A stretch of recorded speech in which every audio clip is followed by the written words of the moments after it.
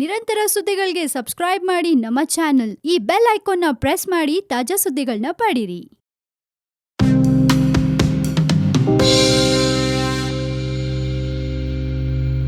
One India Kannada YouTube ಚಾನೆಲ್ಗೆ ಸ್ವಾಗತ. ನಾನು ರಶ್ಮಿ.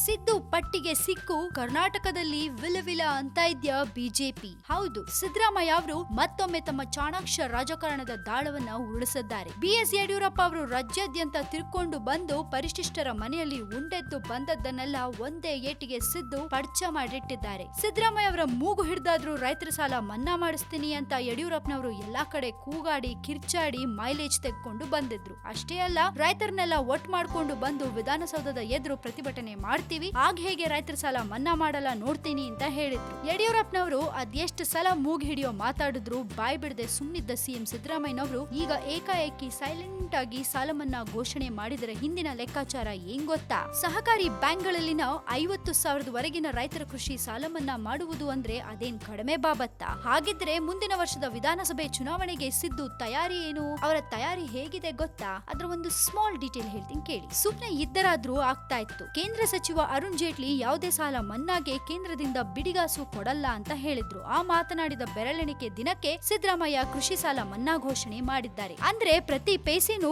ರಾಜ್ಯ ಸರ್ಕಾರನೇ ಕೊಡ್ತಾ ಇದೆ ಅನ್ನೋದು ಜನರಿಗೆ ಕನ್ಫರ್ಮ್ ಆಯ್ತು. ಇನ್ನು ಈಶು ಒಂಥರ, ಶೆಟ್ಟರ್ ಒಂಥರ.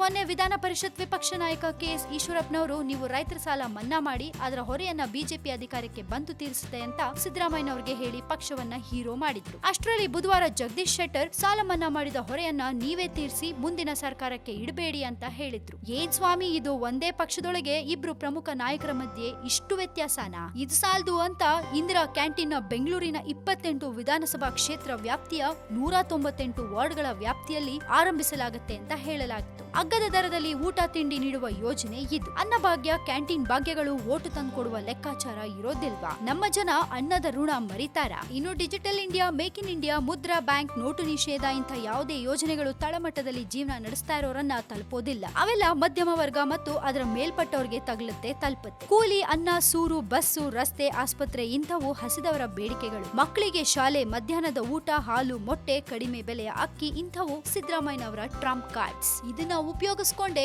ಸಿದ್ದರಾಮಯ್ಯನವರು ಜನರನ್ನ ಸೆಳಿತಾರೆ. ಒಟ್ನಲ್ಲಿ ಸಿದ್ದರಾಮಯ್ಯನವರು ಆಡ್ತಾ ಇರೋ ಆಟಕ್ಕೆ ಬಿಜೆಪಿ ವಿಲವಿಲ ಅಂತ ಒದ್ದಾಡ್ತಾ ಇದೆ. ಸೊ ನೋಡೋಣ, ಮುಂದಿನ ಚುನಾವಣೆಯಲ್ಲಿ ಕಾಂಗ್ರೆಸ್ ಅಧಿಕಾರಕ್ಕೆ ಬರತ್ತಾ ಅಥವಾ ಕಾಂಗ್ರೆಸ್ನ ಮಟ್ಟ ಹಾಕಿ ಬಿಜೆಪಿನೇ ಅಧಿಕಾರಕ್ಕೆ ಬರತ್ತಾ ಅಂತ. ನಿಮ್ಮ ಪ್ರಕಾರ ಏನನ್ಸುತ್ತೆ? ನಿಮ್ಗೆ ಏನನ್ಸುತ್ತೆ ಅನ್ನೋದನ್ನ ನಮ್ ಜೊತೆ ಶೇರ್ ಮಾಡ್ಕೊಳ್ಳಿ. ಹಾಗೆ ಇನ್ನಷ್ಟು ಸುದ್ದಿಗೆ ನೀವು ಮರಿಬೇಡಿ ಸಬ್ಸ್ಕ್ರೈಬ್ ಮಾಡಿ ನಮ್ಮ one India Kannada YouTube channel. ಜೊತೆಗೆ ಈ ನಮ್ಮ ವಿಡಿಯೋ ನಿಮ್ಗೆ ಇಷ್ಟವಾದಲ್ಲಿ ದಯವಿಟ್ಟು ಶೇರ್ ಮಾಡಿ, ಲೈಕ್ ಕೂಡ ಮಾಡಿ.